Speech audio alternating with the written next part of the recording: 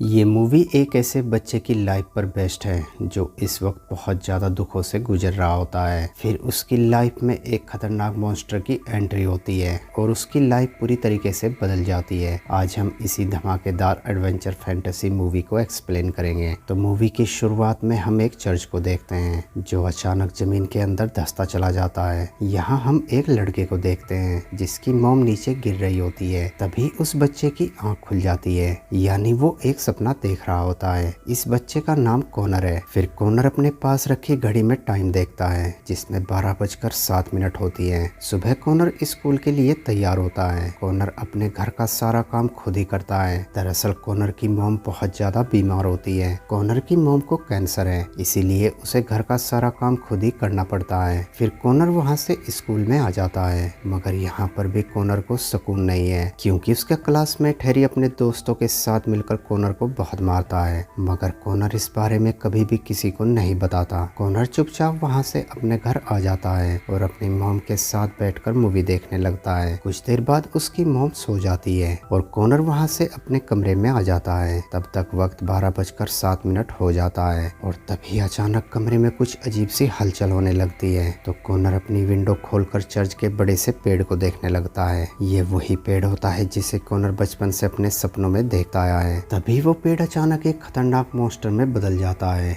और कॉनर को अपने हाथ में उठा लेता है। कॉनर को कुछ समझ नहीं आता कि ये सब क्या हो रहा है। तो वो मॉन्स्टर कॉनर से कहता है कि तुमने मुझे जगाया है, मैं दोबारा तुम्हारे पास आऊंगा और तुम्हें 3 सच्ची कहानियां सुनाऊंगा और जब मेरी कहानियां पूरी हो जाएंगी इसके बाद तुम मुझे अपनी कहानी सुनाना। तो कॉनर उसे कहता है पर मुझे कोई कहानी नहीं आती है। इस पर वो मॉन्स्टर उसे कहता है कि तुम मुझे अपने लाइफ की सच्चाई सुनाओगे, वो सच्चाई जो तुमने आज तक किसी को नहीं सुनाई है। तो कॉनर उसे कहता है कि मैं ऐसा कुछ नहीं करूंगा। ये सुनकर वो मॉन्स्टर अपना बड़ा सा मुंह खोलता है जिसके अंदर अंगारे दहक रहे होते हैं। तभी अचानक कॉनर की आंख खुल जाती है तो वो अपनी चेयर पर बैठा होता है। तो कॉनर को लगता है कि शायद उसने कोई बुरा सपना देखा है। अगले दिन कॉनर के घर पर उसकी नानी आती है जो कॉनर से कहती है कि तुम्हारी मॉम की तबीयत बहुत ज्यादा खराब है, मुझे नहीं लगता कि वो बच पाएगी, इसीलिए मैं चाहती हूँ कि तुम मेरे पास आकर रहो। ये सुनकर कॉनर को बहुत गुस्सा आता है और वो अपनी नानी से कहता है कि मैं अपनी मॉम को छोड़कर नहीं जाऊंगा, वो जल्द ही ठीक हो जाएगी। मगर अंदर ही अंदर कॉनर भी जानता है कि उसकी नानी सच बोल रही है, उसकी मॉम नहीं बचेगी।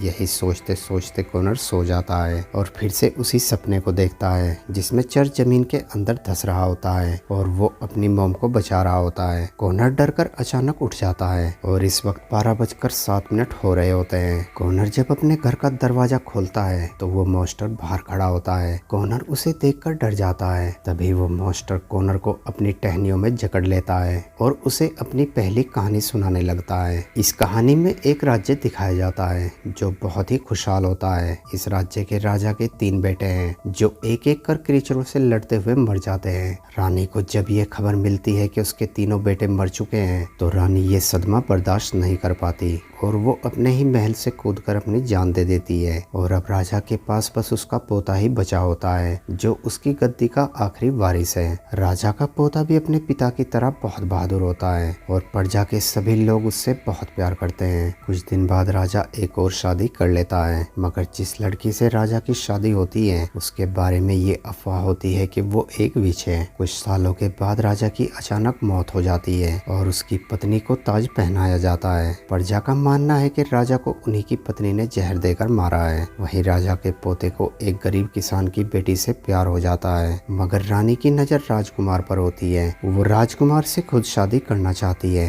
ये सब जानने के बाद राजकुमार अपनी प्रेमिका को लेकर राज्य छोड़कर भाग जाता है और एक बड़े से पेड़ के नीचे आकर रुकता है। मॉन्स्टर कहता है कि वो पेड़ में ही था। अगली सुबह जब राजकुमार की आंख खुलती है तो वो देखता है कि उसकी प्रेमिका को किसी ने मार दिया है। राजकुमार अपनी प्रेमिका की मौत का आरोप रानी पर लगाता है और राज्य के सभी लोग और मॉन्स्टर पेड़ के साथ रानी पर हमला करने को निकल पड़ता है। मगर रानी अचानक कहीं गायब हो जाती है। यहाँ कॉनर मॉन्स्टर से कहता है कि उस रानी के साथ अच्छा हुआ, वो एक बुरी रानी थी। इस पर मॉन्स्टर उसे कहता है कि उसे मैं अपने साथ ले गया था और मैंने उसे इतनी दूर भेज दिया था जहाँ उसे कोई न ढूंढ पाए। ये सुनकर कॉनर हैरान हो जाता है और मॉन्स्टर से कहता है कि इसका मतलब यह है कि तुमने एक कातिल का साथ दिया है। तो मॉन्स्टर उसे कहता है कि बिना सच्चाई जाने किसी को कातिल नहीं कहना चाहिए। और अब मॉन्स्टर कॉनर को सच्चाई बताता है। वो कहता है कि किसान की बेटी को रानी ने नहीं बल्कि राजकुमार ने मारा था, ताकि वो उसके खून का इल्जाम रानी के सर लगा सके और खुद राजा बन जाए। और उसका प्लान कामयाब भी हो जाता है। साथ ही मॉन्स्टर बताता है कि रानी कोई विच भी नहीं थी, ये अफवाह भी राजकुमार ने ही फैलवाई थी। ये सब सुनने के बाद कॉनर उसे कहता है कि निहायत ही बकवास कहानी थी। तो मॉन्स्टर उसे कहता है कि ये एक सच्ची कहानी थी और बताता है कि राजकुमार ने राजा बनने के बाद बहुत से अच्छे काम किए और अपनी प्रजा के लिए एक अच्छा राजा बना। तो कॉनर मॉन्स्टर से पूछता है कि इस कहानी में कौन अच्छा था और कौन बुरा। इस पर मॉन्स्टर कहता है कि कोई भी इंसान पूरी तरह से अच्छा या बुरा नहीं होता, हर एक इंसान इन दोनों के बीच में होता है। ये कहकर मॉन्स्टर वहाँ से चला जाता है, यानी एक कहानी पूरी हो चुकी है। अगले दिन जब कॉनर स्कूल से घर वापस आता है तो उसकी मॉम उसे बताती है कि उसकी बीमारी बढ़ती जा रही है, इसीलिए उसे आगे के ट्रीटमेंट के लिए हॉस्पिटल में ही रहना पड़ेगा। और कहती है कि तब तक तुम अपनी नानी के पास जाकर रहना, वहाँ तुमसे मिलने तुम्हारे डैड भी आएंगे। दरअसल कॉनर के पेरेंट्स का डिवोर्स हो चुका है और उसके डैड अब अमेरिका में रहते हैं। खैर कॉनर वहाँ से अपनी नानी के घर आ जाता है। अगले दिन कॉनर के डैड उससे मिलने आते हैं और कॉनर को पार्क में ले जाते हैं, जहाँ कॉनर बहुत दिनों बाद एंजॉय करता है। फिर कॉनर अपने डैड से कहता है कि मुझे नानी के पास नहीं रहना है, मुझे आप अपने साथ लेकर चलो। मगर उसके डैड उसे कहते हैं कि मैं तुम्हें अभी अपने साथ नहीं ले जा सकता,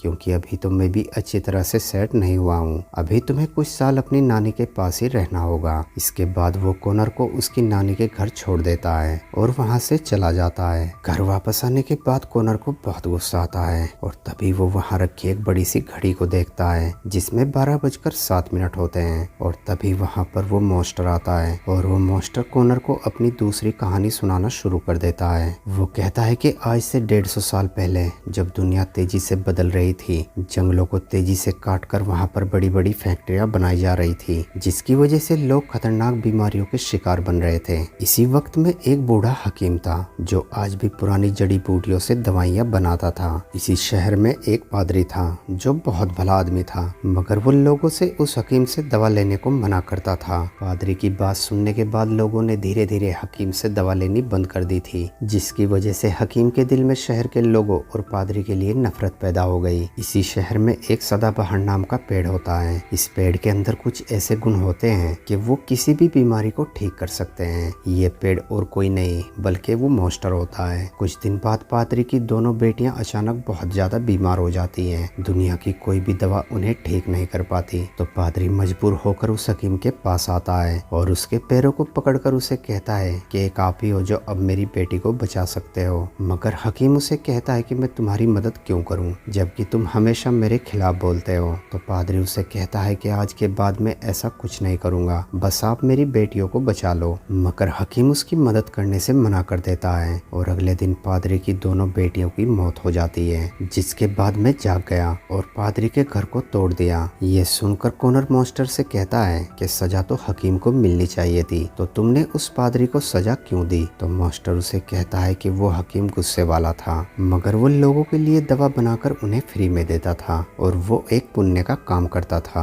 वहीं वो पादरी जिस पर लोगों को विश्वास था, मगर उसे खुद पर ही विश्वास नहीं था। किसी भी बीमारी को ठीक करने के लिए विश्वास एक अहम रोल अदा करता है और कॉनर को बताता है कि विश्वास तुम्हारा आने वाला कल है, जो कि तुम्हारा इंतजार कर रहा है। इसीलिए तुम्हें हमेशा होशियार रहना चाहिए कि तुम किन चीजों पर विश्वास करते हो। ये कहकर मॉन्स्टर वहाँ से चला जाता है और हम कॉनर को देखते हैं जो अपनी नानी के घर की सारी चीजों को तोड़ देता है। तभी वहाँ पर उसकी नानी आ जाती है। ये सब देखकर कॉनर की नानी बहुत दुखी होती है, मगर वो कॉनर को बिना कुछ कहे वहाँ से चली जाती है। अगले दिन कॉनर अपनी मॉम से मिलने हॉस्पिटल में आता है, तो उसकी मॉम कॉनर से कहती है कि तुम्हें अपनी नानी के साथ ऐसा नहीं करना चाहिए था। साथ ही वो कॉनर को बताती है कि उसे जो मेडिकेशन दी जा रही है वो उसी सदाबहार पेड़ से बन रही है जो उनके घर के पास है। और अब रात में कॉनर उस मॉन्स्टर को अपने पास बुलाता है और उसे कहता कहता है कि मेरी मोम का इलाज तुम्हारे पेट से ही हो रहा है। तो मॉन्स्टर उसे कहता है कि अगर तुम्हारी मोम उसी दवा से ठीक होनी है तो वो जल्द ही ठीक हो जाएगी। ये कहकर वो मॉन्स्टर वहाँ से चला जाता है। अगले दिन जब कॉनर स्कूल में होता है तो उसके पास हैरी आता है। इस पूरे स्कूल में सिर्फ हैरी ही है जो कॉनर से बात और उसे तंग करता है। मगर आज हैरी कॉनर से कहता है कि अब मैं समझ चुका हूँ कि तुम हमेशा से यही चाहते थे कि मैं तुम्हें परेशान करूँ, क्योंकि तुम्हारा कोई भी दोस्त नहीं है, क्योंकि तुम्हारी तरफ कोई देखता भी नहीं है। मेरा तंग करना तुम्हारे लिए एक सेटिस्फेक्शन है, इसीलिए आज के बाद मैं तुम्हें तंग नहीं करूँगा। आज से तुम मेरे लिए इनविजिबल हो। ये कहकर हैरी वहाँ से चला जाता है और तभी वहाँ पर वो मॉन्स्टर आता है जो कॉनर से कहता है कि आज मैं तुम्हें अपनी तीसरी और आखिरी कहानी सुनाऊंगा। एक इनविजिबल मैन था,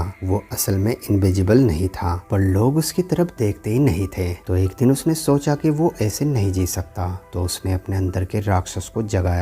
ये सुनते ही कॉनर हैरी के ऊपर हमला कर देता है और उसे बहुत मारता है और ऐसा कर कॉनर सारे बच्चों का ध्यान अपनी तरफ खींच लेता है और वो बच्चे जो कभी कॉनर को देखते भी नहीं थे आज वो सब के सब सिर्फ कॉनर को ही देख रहे होते हैं। फिर कॉनर वहाँ से अपनी मॉम के पास आता है तो उसकी मॉम उसे बताती है कि जिस सदाबहार पेड़ से उसका इलाज चल रहा था वो पूरी तरीके से फेल हो गया है और अब वो कुछ ही दिन की मेहमान है। ये सब सुनकर कॉनर वहाँ से सीधा उस पेड़ के पास आता है और उसे लात मारकर जगाने लगता है और अगले ही पल वो पेड़ उस मॉन्स्टर में बदल जाता है। वो मॉन्स्टर गुस्से से कॉनर से पूछता है कि तुमने मुझे क्यों जगाया है। तो कॉनर उसे कहता है कि तुम्हें मेरी मॉम का इलाज करना होगा। इस पर वो मॉन्स्टर उसे कहता है कि मैं यहाँ पर तुम्हारी मॉम का इलाज करने नहीं आया हूँ, मैं यहाँ पर तुम्हारे लिए आया हूँ। तो कॉनर उसे कहता है कि मुझे तुम्हारी जरूरत नहीं है, मेरी मॉम को तुम्हारी जरूरत है। ये कहकर कॉनर पूरी तरीके से टूट जाता है और फूट फूट कर रोने लगता है। तभी वो मॉन्स्टर उसे कहता है कि अब तुम्हारी कहानी सुनाने का वक्त आ गया है, वो कहानी जो तुम्हारे सपनों से जुड़ी है। मगर कॉनर उसे मना कर देता है। वो कहता है कि मैं अपनी मॉम के पास जा रहा हूँ। तो वो मॉन्स्टर उसे कहता है कि तुम्हारी मॉम यहीं पर है। जब कॉनर पलट कर देखता है तो उसकी मॉम चर्च के पास खड़ी होती है, पर तभी अचानक वो चर्च जमीन के अंदर धंसने लगता है। कॉनर भागकर अपनी मॉम का हाथ पकड़ लेता है मगर वो अपनी मॉम को बचा नहीं पाता और उसकी मॉम नीचे खाई में गिर जाती है। और अब वो मॉन्स्टर एक बार फिर से कॉनर को उसकी कहानी सुनाने को कहता है, जिसके बाद कॉनर उसे अपनी कहानी सुनाता है। वो कहता है कि मैं खुद चाहता था कि ये सब जल्द ही खत्म हो जाए, क्योंकि जब भी मुझे सपना आता था मैं अपनी मॉम को कभी भी नहीं बचा पाता था। मैं समझ गया था कि मेरी मॉम कभी भी ठीक नहीं होगी, इसीलिए मैं मन ही मन चाहता था कि उन्हें जल्द ही मुक्ति मिल जाए ताकि उन्हें और दर्द बर्दाश्त ना करना पड़े। इस पर मॉन्स्टर उसे कहता है कि इसका मतलब कि तुम अपने पेन से मुक्ति चाहते थे, सभी इंसान ऐसा ही करते हैं। तो कॉनर उसे कहता है कि ऐसा नहीं है। मॉन्स्टर कहता है कि ऐसा ही है और उसे अपनी पहली कहानी के बारे में बताता है, जहाँ पर एक राजकुमार ने उस लड़की को मारकर भी एक अच्छा राजा बनकर अपनी प्रजा का भला करता रहा। वहीं दूसरी कहानी में वो हकीम उन दोनों बच्चियों को बचा सकता था, मगर उसने अपनी जिद के चलते उन दोनों को मरने दिया, पर उसने फ्री में लोगों का इलाज कर बहुत से लोगों की जान भी बचाई है। इन कहानियों से पता चलता है कि हर इंसान के दो पहलू होते हैं, एक अच्छा और एक बुरा। ये तुम पर निर्भर करता है कि तुम अपनी लाइफ अच्छा बनकर गुजारते हो या बुरा। कॉनर उसे कहता है कि फिर मुझे क्या करना चाहिए। तो मॉन्स्टर उसे कहता है कि चाहे कुछ भी हो जाए तुम हमेशा सच बोलना। तो कॉनर कहता है कि बस इतना ही। इस पर मॉन्स्टर उसे कहता है कि ये इतना आसान नहीं है, कभी कभी लोग मर जाते हैं मगर वो सच नहीं बोल पाते। ये बातें सुनते सुनते कॉनर सो जाता है। कुछ देर बाद उसके पास उसकी नानी आती है जो कॉनर को लेकर हॉस्पिटल में आ जाती है, जहाँ कॉनर की मॉम अपनी आखिरी सांसें ले रही होती है। और कुछ देर बाद कॉनर की मॉम की मौत हो जाती है, जिसके बाद कॉनर अपनी नानी के घर पर शिफ्ट हो जाता है। कॉनर की नानी उसे उसकी मॉम का कमरा दे देती है। यहाँ कॉनर को उसकी मॉम के कमरे में एक ड्राइंग बुक मिलती है, जिसमें उसकी मॉम ने बहुत सारे स्केचेस बना रखे होते हैं। ये सारे स्केचेस वही होते हैं जो उस मॉन्स्टर ने कॉनर को उसकी कहानियों में दिखाए थे। साथ ही आखिर में कॉनर को उस मॉन्स्टर का भी स्केच मिलता है, जिसके कंधे पर एक छोटी सी बच्ची बैठी होती है और ये बच्ची और कोई नहीं बल्कि कॉनर की मॉम होती है। और यहाँ कहानी में एक नया ट्विस्ट आता है। दरअसल वो सारी कहानियाँ जो मॉन्स्टर ने कॉनर को सुनाई थी वो असल में बहुत पहले कॉनर को उसकी मॉम ने सुनाई थी, जो कि उसके दिमाग में फिट हो गई थी। यानी वो मॉन्स्टर भी असल में नहीं था, वो भी कॉनर के दिमाग की एक इमेजिनेशन थी। और अब कॉनर को सब कुछ समझ में आ जाता है कि इंसान के दो रूप होते हैं, एक अच्छा और एक बुरा। ये आप पर निर्भर करता है कि आप किस रूप में दुनिया में जीते हैं। और इसी मैसेज के साथ इस मूवी का एंड हो जाता है। दोस्तों वीडियो अच्छी लगी हो तो वीडियो को लाइक और चैनल को सब्सक्राइब जरूर करना। Thanks for watching.